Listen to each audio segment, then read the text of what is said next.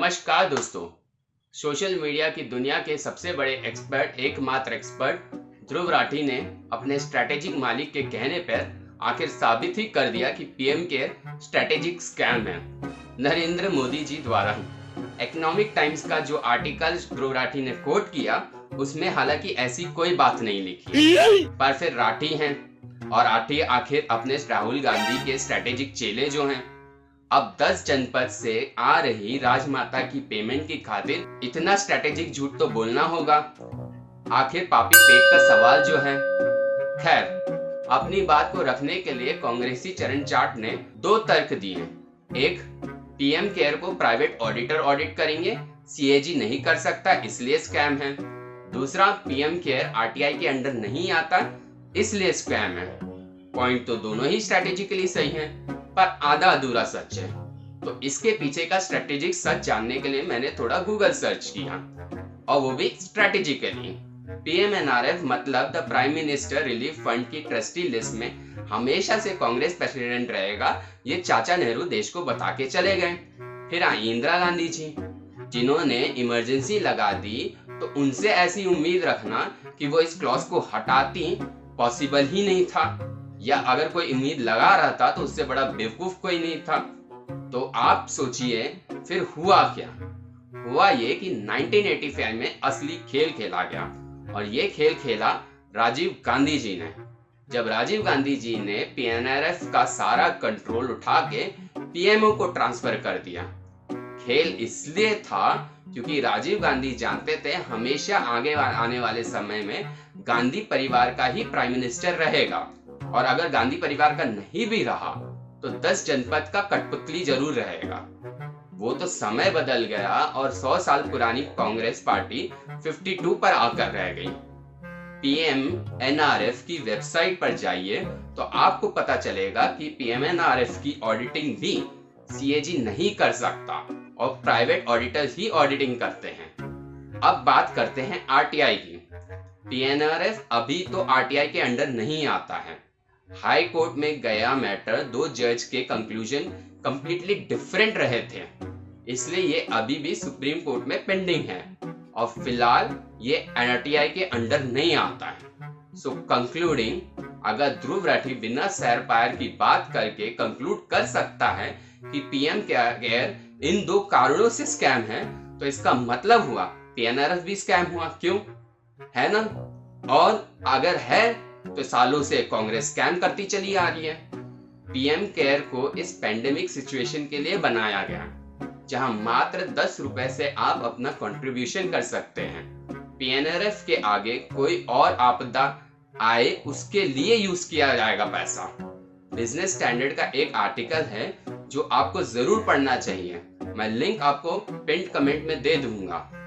As per this article, PM Care is more democratic than PNRF. PNRF में पैसे का disbursement और beneficiaries का चयन विशुद्ध रूप से पीएम के निर्देशों के अनुसार ही होता है।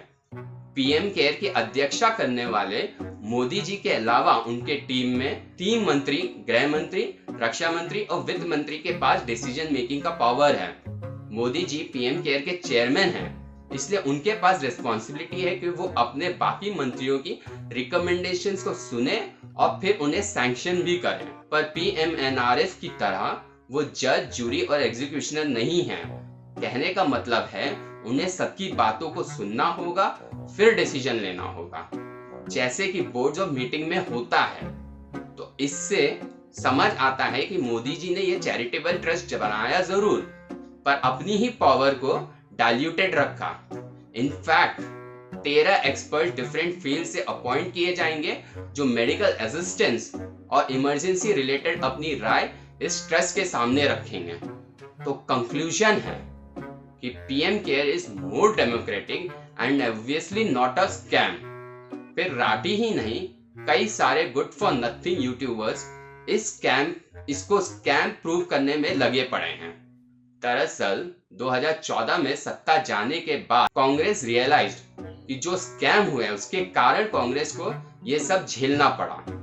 आज भी हर इलेक्शन में लोगों के दिमाग से कांग्रेस के स्कैम की लंबी लिस्ट छप जाती है, इसीलिए वो कांग्रेस को वोट नहीं देते हैं। इसलिए कांग्रेस की दुर्दशा हो गई है।